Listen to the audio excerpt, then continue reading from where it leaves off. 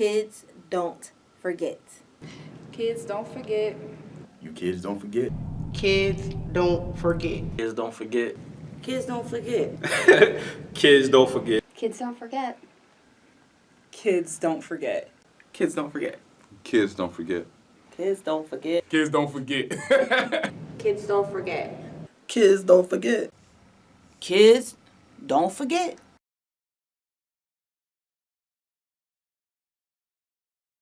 Jason, good morning. How you feeling? Good morning. I'm feeling well. How are you? I'm good. Really appreciate you being here. Thank you so much. Sure.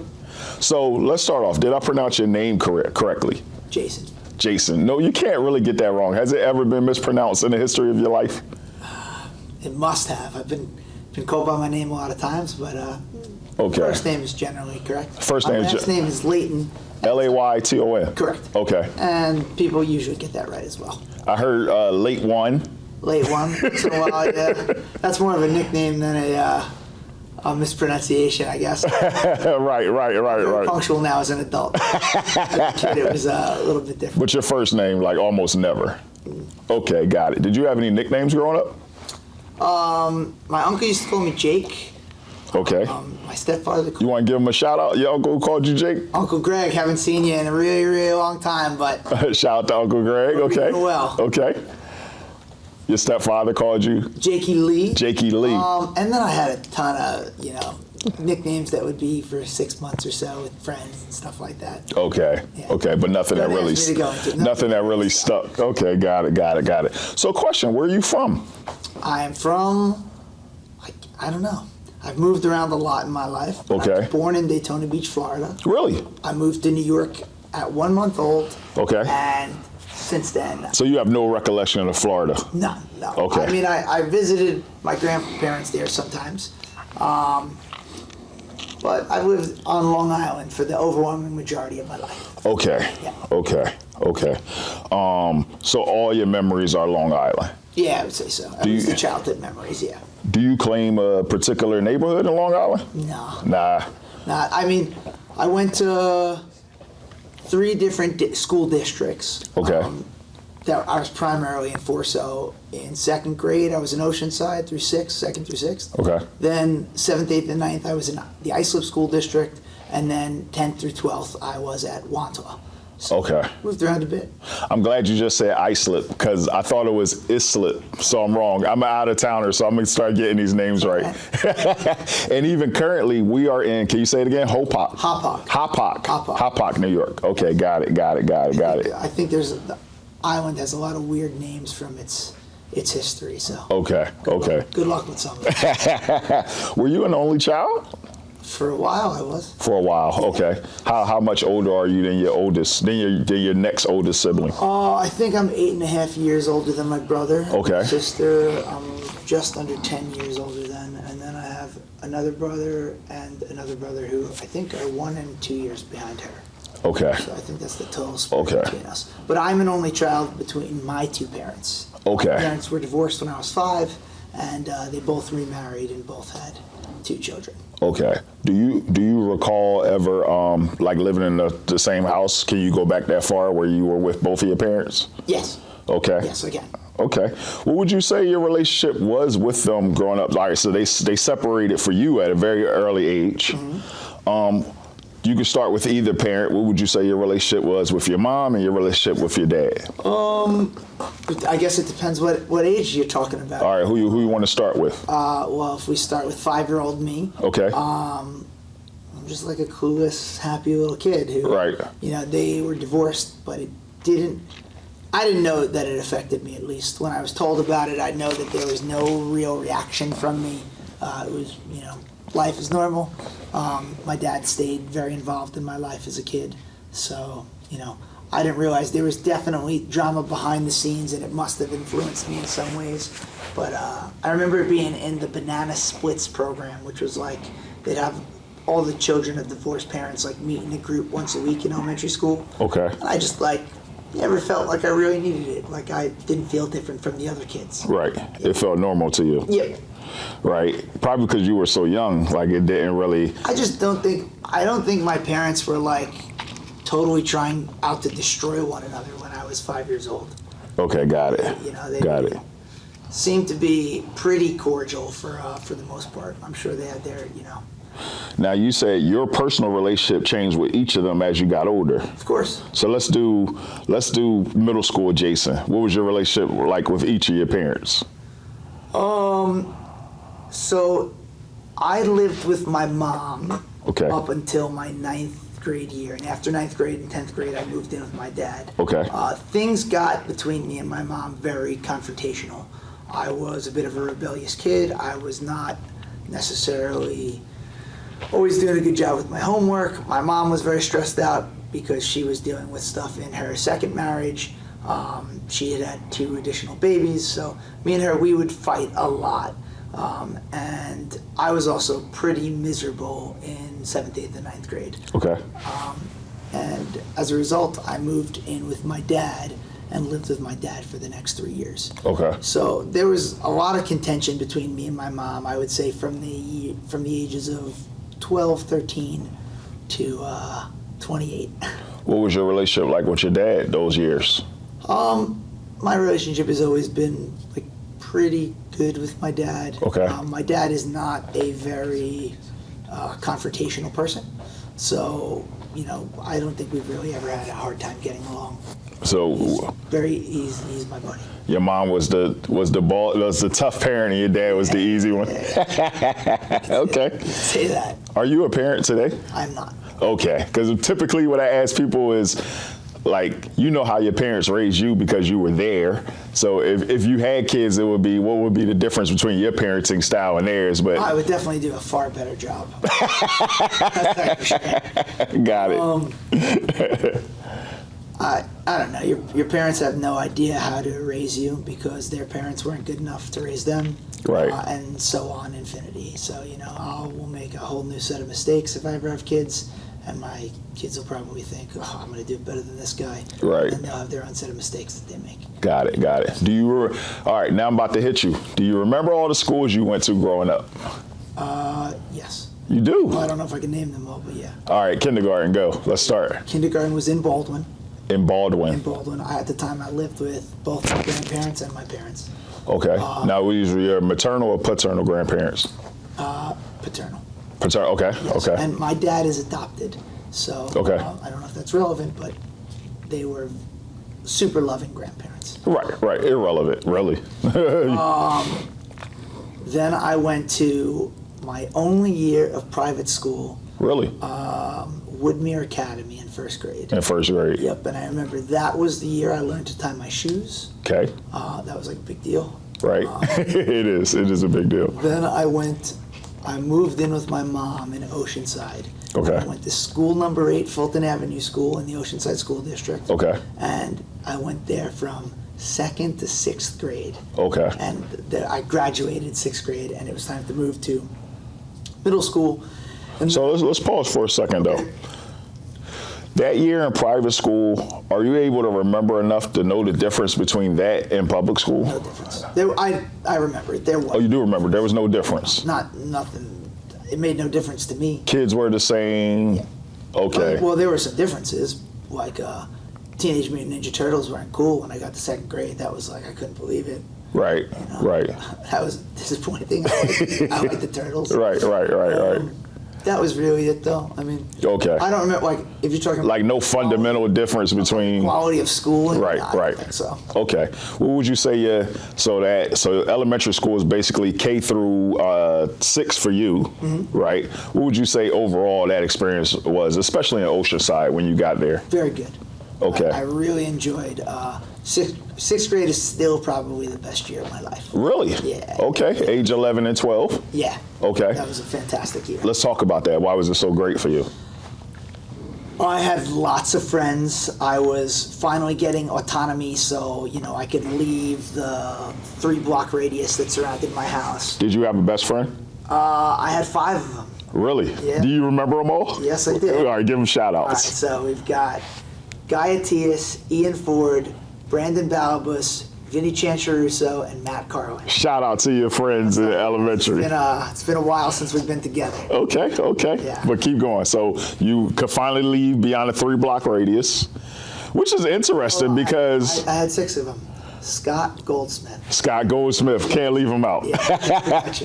Now let's talk about that, because like where I'm from, that initial radius is your block. Yeah, your block. And your mom was like, if you leave, like I need to know if you leave this block. So you had a 3-block radius. Yeah, well, we lived in like in an apartment complex. Okay. So it was like within the bounds of the apartment complex. It was actually pretty big. Got it. Safe community. Okay. You know. Okay. So you're older. You can move beyond it. So I got a bike. I got rollerblades. We got street hockey. All of a sudden, I'm interested in girls. We're hanging out after school with girls. There's like things to do. All of a sudden, we're like being cool is a thing. You know Right, what I mean? right. Like, dressing myself, that sort of thing. I don't Okay. know when I started dressing myself, but I know at least at that age it mattered. It mattered, right? You know. Right. It started to matter. Girls start to notice how you dressing, and you were like a fly guy in the neighborhood. I don't know if I could. I was popular. I had a lot of friends, and I felt very, very loved by my social circle. Okay. Got it. So and what school was this again?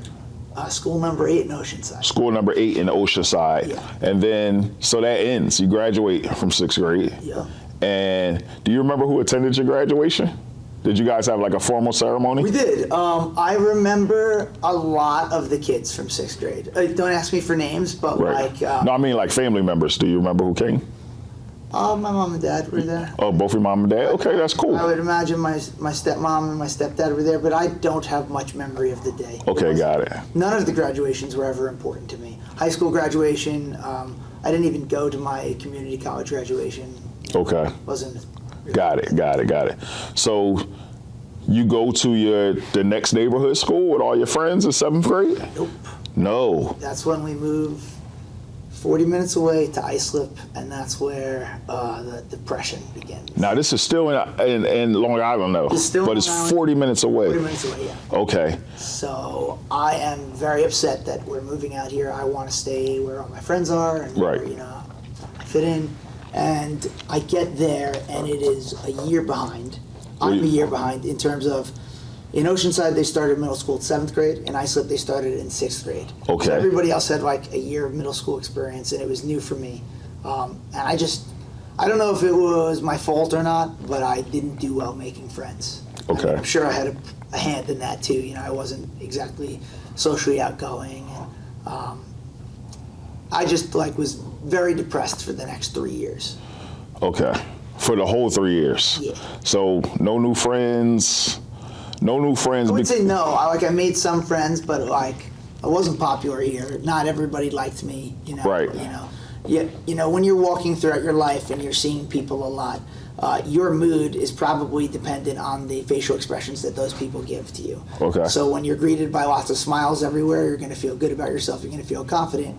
When you're greeted by lots of frowns, Right. it brings your confidence down. So I definitely did not feel like $1 million when I was living out there. Okay. So you were there for 3 years, from 7, 8, and 9th. Mm-hmm. Now, before you move in with your dad in 10th grade, do you start wrestling? Yes.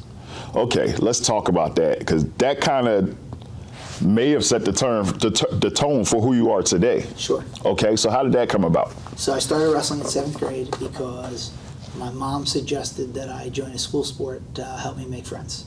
Okay. At the time in 7th grade, I was one of those kids who was immersed in video games. Right. I spent too much time playing video games. All of us are. Yeah. Right. I actually don't.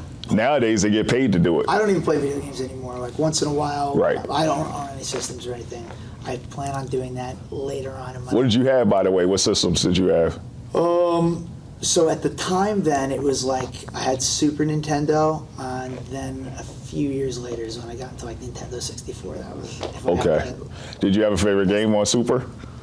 No, I wouldn't say on Super Nintendo, no. Okay. But on Nintendo 64, it was GoldenEye. That was GoldenEye, right. And that was one of the first first-person Yeah. shooters, It right? was great, yeah. Okay. So your mom suggested that you join a school sport. Yes. Okay. And a kid in my class, his name was Brian Farron. Okay. He was kind of my friend, but kind of a smack talker and a little bit of a jerk, but he was my friend as well. Okay. He suggested that I join wrestling with him, and I remember he called me out in some in a way, like if you got what it takes, you know what I mean? Right, reverse psychology. So your middle school actually had a wrestling program. Yes. That's a plus. Yes. For to get started for schools that don't have one. Yes. The middle school kids have an advantage. What's great about middle school wrestling is that pretty much everyone sucks. Right. It's like, you know, island-wide, it's probably 1,000 beginners all starting at the same time. Okay. You know, so it kind of is fun for everyone, you know. Got it. It's nobody just getting pounded every day. It's not like you're going against people who've got years and years. Years and years of experience. Okay. Even if there are it's easy to separate because there's so many beginners starting at once. Got it. Okay. So you decide to join. So I joined. I'm actually pretty good.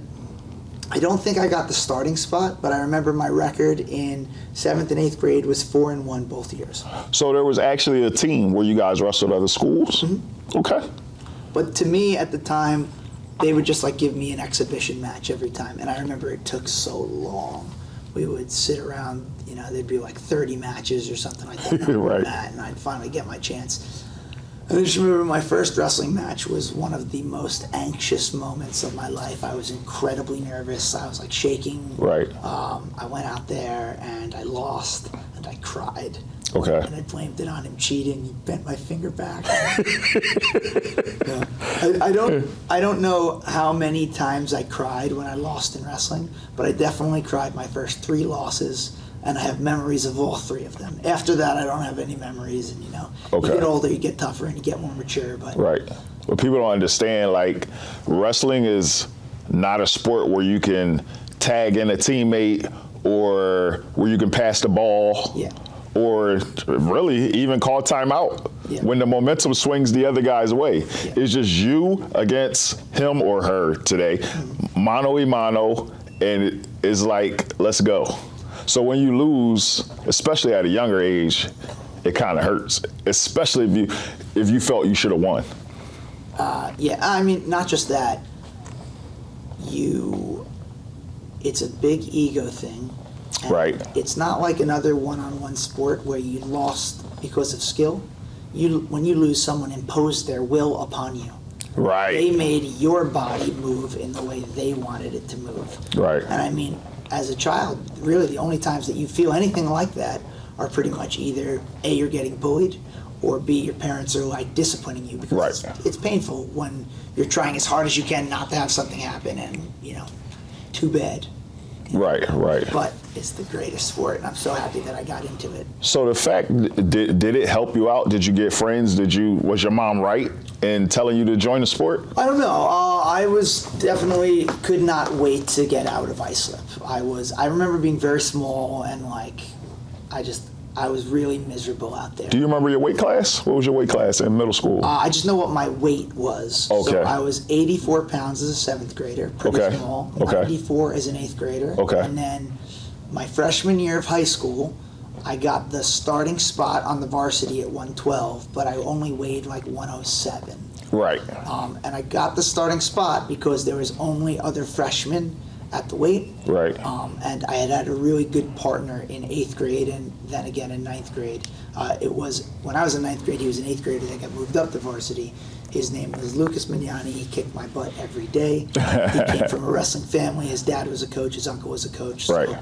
it was just like I got beat down by him constantly, but he was my friend. He was always very nice to me. Right. And when I moved to Wantagh, I had an experienced wrestling partner for 2 years at that point. Okay. So all of a sudden in my new school, I'm kind of good.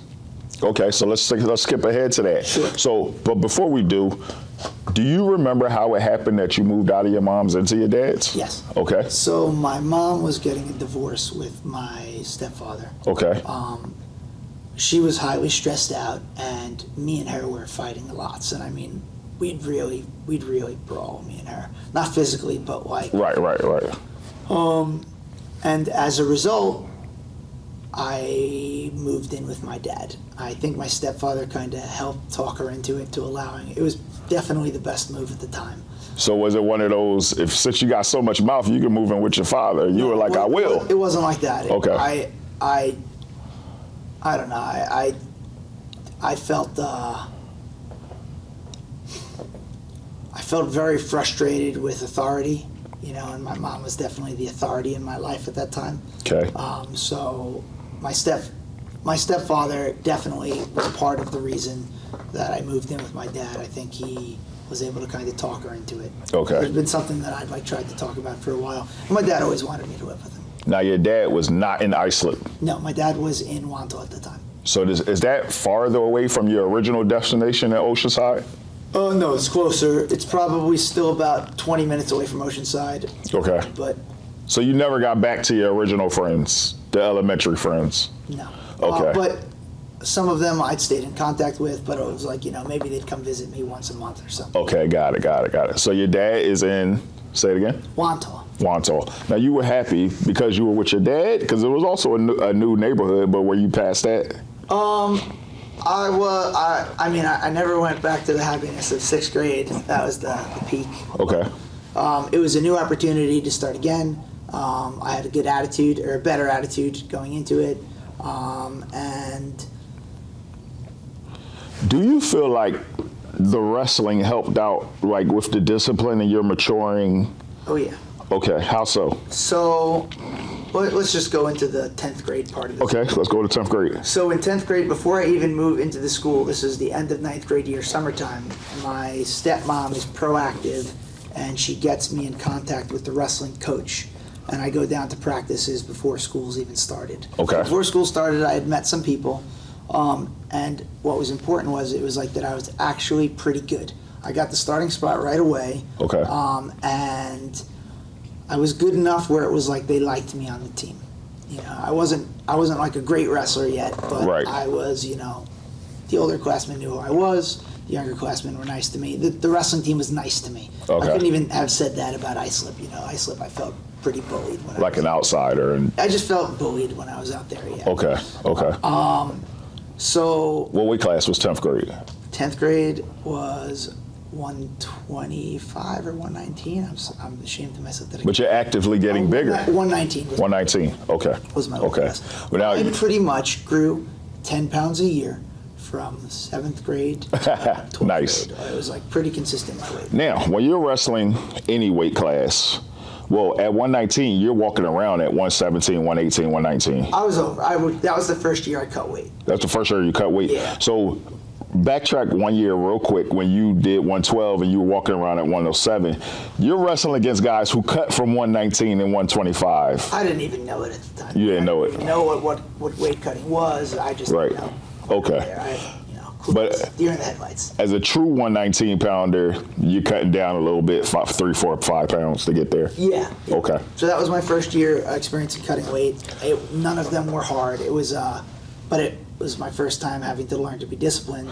I was about to ask, how was that for you as a kid? Like having Exciting at that point. Really? Yeah, exciting because it was like my responsibility to my team, and it wasn't miserable yet. Okay, The cuts right. were small. I mistakenly made some miserable cuts as I got older. Right. And now I'm a big. But 2, 3 pounds is like a practice, really. Yeah, and it wasn't just that. It was also like, this is the first time in my life I have to eat healthy and, watch what I eat and not, I've got a sweet tooth and want to eat what I want like everybody else does. Right. Is wrestling year round for you? Or is it just during the season? Right now, it's just during the season. Just during the season. Okay. I had done like a camp with one of my teams, I think in 7th grade, and we did a camp after the 10th grade year. The 10th grade, I can give you my records in high school. So Really? My freshman year, I won 2 varsity matches. I think I lost maybe like 7. Okay. I did okay on JV, but in Okay. varsity I won 2. My 10th grade year, it was something like I was 10 and 20. Okay. And then I went to a camp that summer, and that's when I started to like take it more serious. In 11th grade, I went like around 20 and 10. Okay. And that is when I started wrestling off season. Okay. And a friend of mine, Derek Russo, he suggested, hey, we should go down to Massapequa High School. They're having extra practices when the season ends. Okay. And that's when I like Got it. started to buy in. So, go ahead. I'm sorry. Then we had a coach there, Gary Mims, and he would give speeches after every practice, and he really got me to consider giving it everything I had. And, Got it. Yeah. So 10th grade is the start of high school. Well, 9th grade was high school, but 10th grade is like high school for you. What school was it? Wantagh High School. Wantagh High School. How would you describe your overall high school experience? Like overall. It was okay. I mean, it wasn't a negative experience. It wasn't a positive experience. I came out of a depression for a little while. So like I wasn't depressed, but I certainly wasn't happy. I didn't feel like popular, you know. The thing was, there was constant improvement from 10th, 11th, and 12th grade as I focused on improving myself. Okay. I started lifting weights in 10th grade, so like my body changed, you know, I got taller, and I started to get some status from, you know, being, by my senior year, I was captain of the wrestling team. I was, you know, the best wrestler in my school. Okay. And like I was in the weight room every day, you know. I controlled what was on the stereo in the weight room. The status helped. Right. So high school like was basically about wrestling for you. It was a big part of it, yeah. Okay. Okay. Anything else you want to call out about high school, the high school experience? No, I think Wantagh did a pretty decent job. Okay. And meanwhile, your relationship with your dad is just smooth. Yeah. Okay. Until the end of my junior year. The end of your junior year. What happened? My dad got divorced from my stepmom. Okay. So The same one who introduced you to the wrestling coach. Yes. Okay. So both my parents are now divorced. And my dad can't live there anymore. So I can't live there anymore either after a while. And I have to move back in with my mom, who's moved to Wantagh. And then things start becoming very confrontational again between me and my mom. So I spent my senior year with her there. But at least you didn't have to switch schools. So you I didn't have to switch schools. Okay. Did you work in high school? Yeah, it sucked. So what was your first ever job? My first ever job was at World Gym. Okay. I made minimum wage. My job was to stand in the weight room. That was it. I wasn't allowed to lift weights. They were like, put away the weights and like clean the equipment. That was done in like 15 minutes. Right. And then I'd watch the clock for the next 2 hours and 45 minutes until I'd be done. I had no interest in the money because, you know, I already owned the video games I needed. Right. Right. But my parents said I needed to get a job. And that introduced my relationship to work, and I thought that working a job was miserable, and I like really didn't want to do it. Okay. Yeah. Okay. So you would rather be at wrestling practice. I just would rather be doing anything else other than that. Got it. Now, my life is totally different. Working is my absolute favorite thing to do. Okay. It's just funny how things work out. Got it. Now, here's my favorite question to ask people. Okay. Ready? Yeah. All right. On a scale of 1 to 10, with 1 being the worst possible and 10 being the best possible, how would you personally rate your childhood? I'm going to say overall 6. 6, okay. Up to 6th grade, like especially that 6th grade year was like a 9. Right. It was great. Middle school years were like Deducted. 4. Right. I mean, Deduct 5. Yeah, I like hated those years.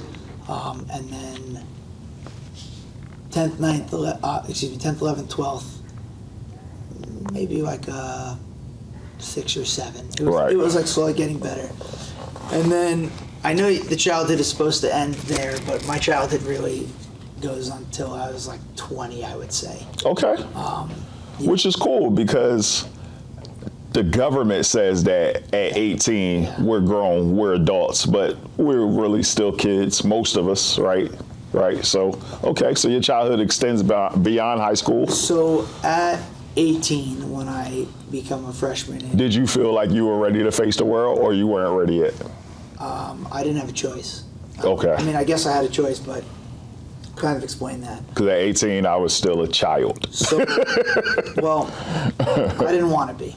Okay. So None of us want to be, so I feel you on that. I moved in with the wrestlers from my freshman year on the college team. The coach got us all a house together. There were 7 of us. Okay.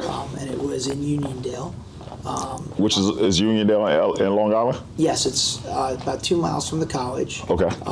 Where I was living was not the best neighborhood, worst that I had lived in up until now, living with 7 people.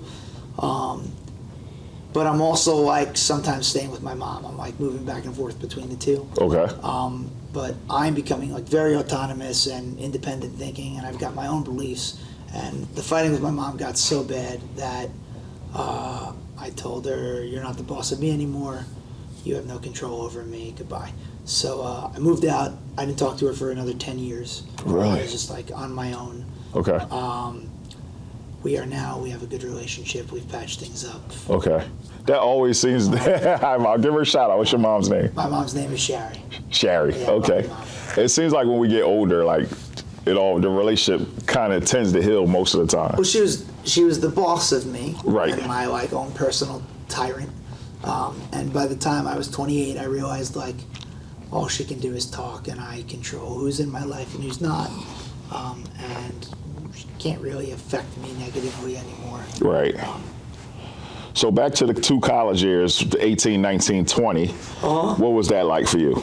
I went to college to wrestle. I can't tell you if those were 10 years or 1 year, because there was so much going right in my life and so much going wrong at the same time. Right. What was right was, like, that's probably the time in my life where I had the most status. I was, champion wrestler, starter of college, lots of friends. What weight class were you in college? Unfortunately, 141. It was a mistake. Okay. Meaning too heavy or too light? Too light. Yeah, I cut massive amount of weight in college. Biggest mistake of my career. Okay. Yeah, I cut down to 141 from about 160. I currently weigh about 190. Okay. I'm 5'10". Right. So you could imagine me 50 pounds lighter. I'd be sucking all the water out of my body, and Okay. So that was the good stuff. Was the the partying, that all of a sudden girls are interested in me and not just the other way around. Right. And I've got all the autonomy in the world. I've got my own car. I've got my own place to live. I can do whatever I want. I can stay up as late as I want. Negatives is I have to figure out how to survive on my own, and I'm cutting a massive amount of weight. And I really am only thinking about wrestling, not the actual, I'm starting to realize that, I've got a big problem here. I'm absolutely miserable working. I hate it. And I'm going to be a slave having to do this for the rest of my life just to get by and not live the same existence that I had as a child. Okay. So enormously stressful. From 19 to 20, I just remember crying every night. A lot of times hanging out with my friends and just being very, very upset. Because I was the only one out of my friends who really had to do this. My other friends could all, lived with their parents and didn't have the burden of feeding themselves and housing themselves, that sort of thing. The next question I'm gonna ask you negatively first, and then Sure. we're gonna flip it and go positive. Okay. Do you have a worst childhood day or time period that you would like to forever forget? You might have already answered that. No, 7th, 8th, and 9th grade. 7th, 8th, and Probably 9th grade. grade is probably the worst, yeah. Okay, Yeah, got I just it. remember, I just remember always being greeted by sneers or neutral stares from people. Not many people excited to see me. Got it. And kids are mean. Kids are mean. Especially if you're an outsider. Yeah. Right. All right, so let's flip it. Okay. Do you have a favorite childhood day or time period that if you could, you would love to go back to? 6th grade, man. 6th grade. A few things happened in 6th grade. For one, the street hockey games, playing spin the bottle. We used to play manhunt in the area that I lived with. Okay. My best friends and Now, for your neighborhood, describe manhood for us real quick. Okay, so we play a pretty advanced version of the game. Okay. We had these walkie-talkies that we would use, that Right. the defense would use to try to hunt down the people that were on the run. Right. And my stepfather would sit on the balcony, and it had a huge overlook. And he'd radio to them where we were, and you weren't allowed to hide. The idea was they see you and they've got to chase you down. And we go on this 1/4-mile run down, and if I was able to escape, I could hide to get away. They'd be Okay. yeah, he's coming around the corner here, meet up, Right. It was a lot of fun. Okay. Yeah, and for my 6th grade birthday, we all took a trip, me and my 6 best friends. We went to Great Adventure. Okay. And we actually, at one point in the trip, we got arrested by park security for getting into a fist fight with Yosemite Sam. Yeah.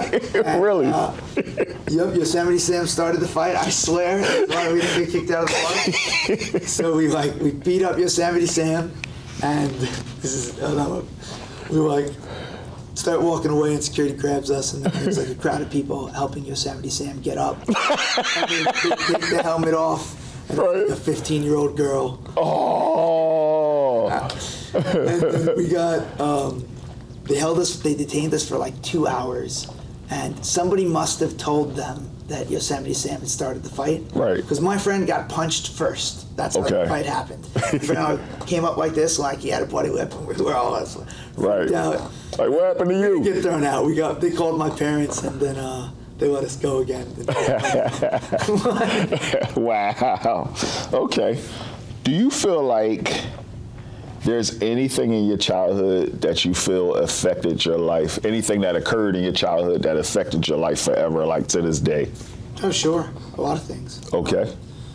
First one that comes to mind was getting cut from the travel hockey team in, I guess that was... You got cut from the travel hockey team? I was probably around like 11 years old at the time. Okay. The coach didn't like me because I was very much like a class clown type of person.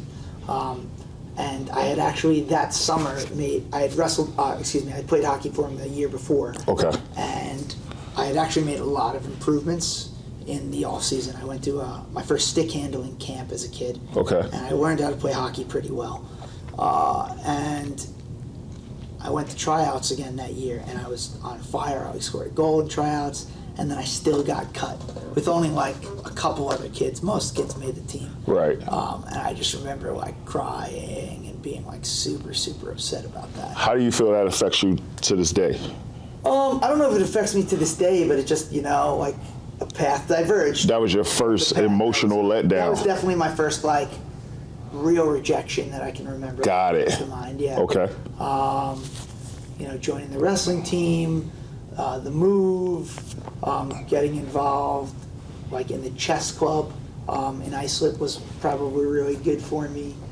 I still play chess every day. Really? You play chess? Yes, I do. What's your favorite opening? We should play.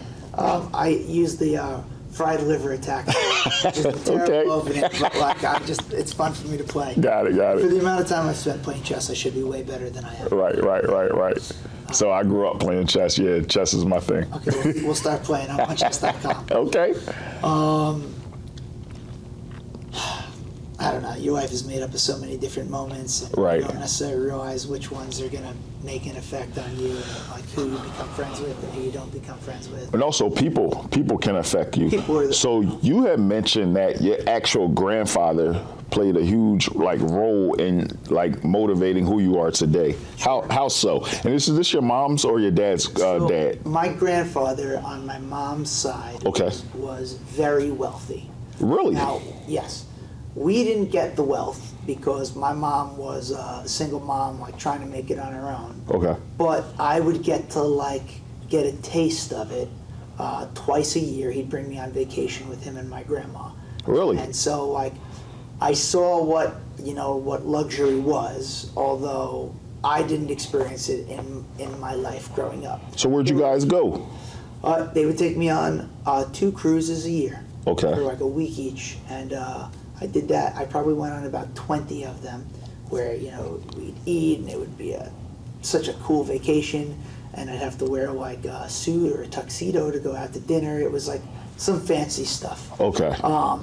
But I always knew my grandfather was this very poor person who became a self-made man, and was a multimillionaire on his own. So I have to ask, what did your grandpa do? So he became a doctor first, and he opened up his own practice, and then he got into... What type of doctor? A podiatrist. Okay, foot doctor. Foot doctor. Yep. And then he got into the world of copy machines, and he ran one of the biggest copy machine businesses Really? in the Northeast, yeah. Okay. Yeah. Okay. And I just remember as a kid, like when I'd visit him, I'd go to his office and I'd see just this like mess of a place with like lots of activity and like his desk covered in paperwork, and you know, he definitely inspired me a lot from the talks that I would have with him. Okay. You know, and it wasn't like he was not generational wealth at all. He was the child of immigrants. Okay. And it was just like I knew he was the man, and he was just like this big, you know, presence. Okay. The one thing that he did do for me, though, that I as a kid that was an advantage for me, was that he bought me a computer when I was in like 3rd or 4th grade. Okay. So I knew computers probably a little bit earlier than everyone else did. Okay. By the time we were in like high school, everybody had a computer. Right. Okay. What is your overall perception of how your childhood affected your life? Like who is the Jason of today, and do you feel or not feel that your childhood directly made who you are like Of course. today?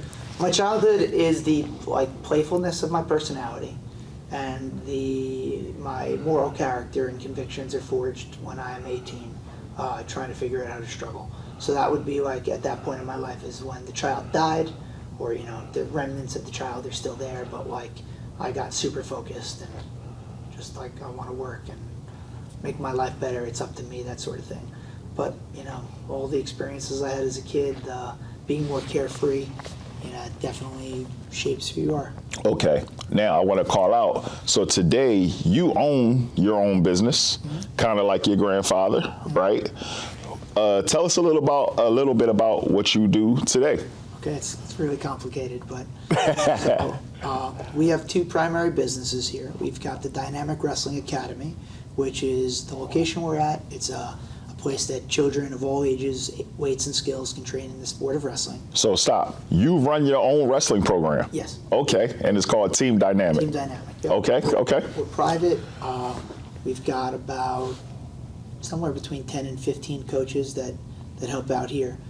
Really? All our coaches are paid very well. I've tried to give my coaches the entrepreneurial spirit. So, I mean, what they make here financially is really determined by the amount of effort that they put in. Okay. And then the other business that we have is a tech startup called Warzone. And Okay. it is a way for just to reorganize the sport in the sport of wrestling. How so? So there's a few major flaws in the sport of wrestling that makes us like a fringe sport that's not super popular. First off, I just want to say the most natural and most popular sports for children ever since the dawn of time are running and wrestling. That's what, Concur. that's just, it's how it is for children. You leave 2 5-year-old boys together, it won't take very long for them to start Running or wrestling? doing them both. You Right. know what I mean? Right. So since it's so natural for them, why isn't it the most popular sport in our country? And the answer is because it's so difficult to organize. Potentially thousands of bouts between hundreds of kids of different ages, weights, and experiences. So our product, Warzone, is a novel way to do this that just kind of makes it a really smooth experience for everyone. Typically at traditional wrestling events, you're there all day. True. You only get to wrestle once or twice. True. And the matchups might be bad. You might go get your butt kicked by Exactly. You wait 3 hours to wrestle some state champion and get destroyed in like 10 seconds. And then you got to wait another 3 hours to wrestle the second match. So it's not a very equitable sport in terms of who does the winning, which is a shame. But it's just kind of the way it's always been. So the startup that we run called Warzone we're the first ever way to accurately track the skill of each participant. Since we can track their skill and like we actually know the likelihood that who will beat who. So each kid has like a rating, so to speak. Each kid is a rating, and for any potential matchup, we know the likelihood that one will win. Okay. So we try to only pair up matches between wrestlers where both have the opportunity to win. Of like skill. Of like So if I make up a scale, so if you got a 10 wrestler, we're not going to pit them against a 2 wrestler. Exactly, yep. Got it. So as a result of having that, it lets us organize things in a way that we don't need weight classes or age divisions or skill divisions, which just like we're making matchups happen one at a time.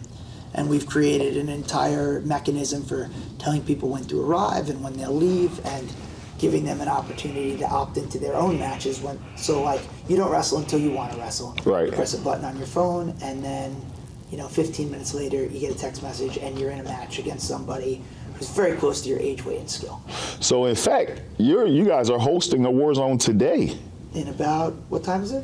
Maybe about 30 minutes.